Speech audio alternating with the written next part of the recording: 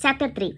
Molly thought frantically the monsters were looming ever nearer, their limbs and bodies making sickening squelching noises as they moved. She had to act fast before they dragged her away like Layla.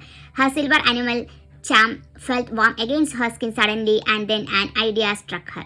Previously, her charm had been able to grant her certain qualities of particular animals. It had given her the ability to extra fast like a dolphin and the ability to withstand the cold like a penguin. She had discovered this quite by accident, but now she knew more about the charm's powers. Perhaps she could use them again. She clutched the charm between her trembling fingers. I wish I had some amount like a turtle shell, she cried instantly. A hologram of a turtle appeared on the shell, and she felt a tingle running all the way from the top of her spine to the tip of her tail. She knew that there would now be what she thought of as enchanted armor, a protective force field covering her there, which meant the mud monsters wouldn't be able to touch her. Grabbing the lobster pot with trembling fingers, she turned her back on the monsters and swam after Layla, her heart still galloping and her adrenaline pumping.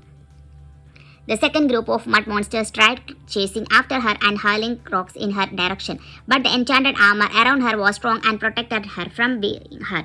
She was wary of getting too close to the first group of monsters though, who were still dragging Layla along in the net, and remembered another special ability the animal charm had granted her before, the power to camouflage herself like a seahorse. It had been amazing. Her body had completely changed color so that she had blended in with her surroundings. What better way to creep closer to Layla than to be almost invisible to others? Holding her charm again, she said in a low voice, I wish to camouflage myself like a seahorse.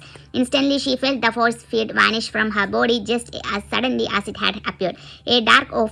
That of fear struck her. Oh no, had something gone wrong? Why had the force field disappeared? She felt horribly vulnerable without it. But in the next moment, she glanced down at herself and was thrilled to see that her arms, body and tail had become the same translucent blue as the ocean around her. Even better, the lobster pot full of tiny waves was similarly camouflaged while she held it, making it impossible for the monsters to see. She could just see a faint image of a seahorse hologram on her charm before it too became camouflaged and vanished from view. So the charm's magic had worked again, but it only seemed able to grant her one animal quality. Molly swam quietly after the first group of monsters, carrying the heavy lobster pot as she went on and on. The monsters striding over the seabed in two lines of six, like an army formation, with Layla bundled up in the middle, still squirming and shouting for help. Other creatures swam out from their homes to see what was happening, but many shrank back at the sight of the fearsome monsters. Only a group of bottlenose dolphins was brave enough to approach the monsters and scold them. Leave her alone, she is our friend. Untie her at once, commanded one, waving a fin crossly at the monsters. The monsters barely seemed to notice the dolphins were there, but went on stomping along with Layla. The dolphin who had spoken darted nearer still. I said let her go. It cried boldly. Be careful. Layla warned the brave little dolphin, but the warning came too late. The monster nearest the dolphin rounded on the animal, gnashing its sharp teeth, and the dolphins fled in fear. After what seemed like ages, the monsters finally stopped near a rocky part of the coastline, where the water was shallower and waves crashed against a steep cliff.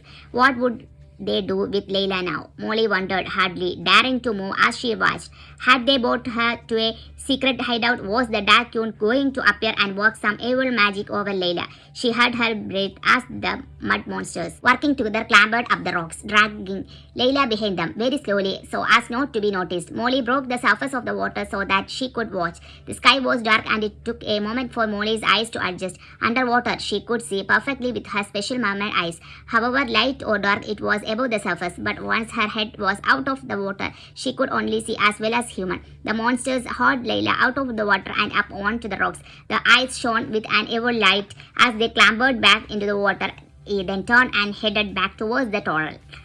Layla yelled and writhed on the rocks, but she was tossed up so tightly she could hardly move. Molly's heart quickened, knowing that her friend wouldn't be able to break out of the water for very long. The monsters were leaving Layla. Molly had been out of the sea as a mermaid herself when she had helped another mermaid, Phoebe, find the missing penguins. It had been the most horrible sensation she had ever experienced, a painful tightening of her chest as she struggled to take shallow breaths, and a paralyzing dizziness as if she were going to faint at any moment. She felt sick just remembering it now. She had to get Layla down from there. She called softly up to her friend. Layla, can you hear me? It's Molly. Oh, thank goodness, cried Layla. Her voice sounded hoarse and desperate in the cool night air. I can hardly breathe up here. Please, you have got to help me get down again. I will, I promise, Molly said, although she hadn't a clue how. Her thoughts were jumbling together with panic. How could she do it? Can you roll yourself off? She called up. I'm right here. I could catch you. There was a small shuffling noise from up on the rocks, but then a groan of frustration. I can hardly move at all, Layla said faintly. They tied me up so tight, I can't even twitch my tail. Molly stared up at the cliff, feeling helpless. The rocky ledge on which her friend was stranded was way out of her reach, and it would be impossible to climb up with her slippery mermaid tail. She had slithered straight back down. Then she remembered the animal charm was there. Animal power she could call upon that would enable her to get up to Layla more easily, perhaps, or even something that would allow her to fly. Thinking about flying reminded her suddenly of the television footage she had seen of whales leaping high out of the water so spectacularly, and a thought hit her. If she could do something similar, she might be able to grab Layla and somehow pull her back into the sea. Okay, I have had an idea, she called to Layla, feeling nervous and excited about the prospect. I am going to jump out of the water and try to catch hold of you. With a bit of luck, I will pull you back in with me. Layla didn't reply, though, just gave a moan, and Molly felt a cold fear spread through her. There was no time to lose. She had to hurry up and rescue Layla before it was too late. That is the end of chapter 3.